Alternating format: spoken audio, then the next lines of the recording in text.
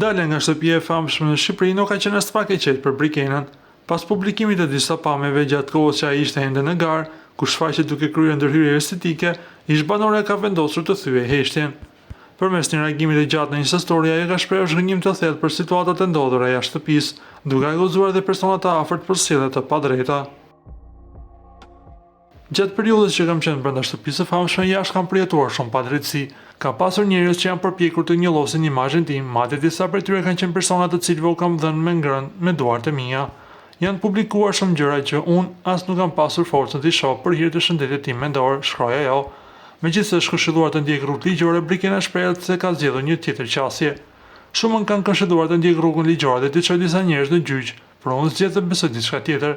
Besoj fort që Zoti ekziston, dhe Zoti nuk është një masë që të gërvishme një herë, por në kohën e duhur i jep secilit atë që meriton. Në fund të mesazhit ajo falenderon mbështetësi për përkrajen dhe bën thirrje që aludimet dhe thashëtheme ndaj saj të marrin fund, duke kërkuar respekt të vërtetë. Prandaj ju lutem mos vazhdoni më. Le të zgjedhim respektin dhe të vërtetën mbi gjithçka. Kaq, shkroi ajo në profilin e saj në Instagram. Para se të ndiqni lajmin, ju lutem klikoni tek butoni subscribe për të marrë të rejat më të fundit nga showbizi shqiptar. Faleminderit.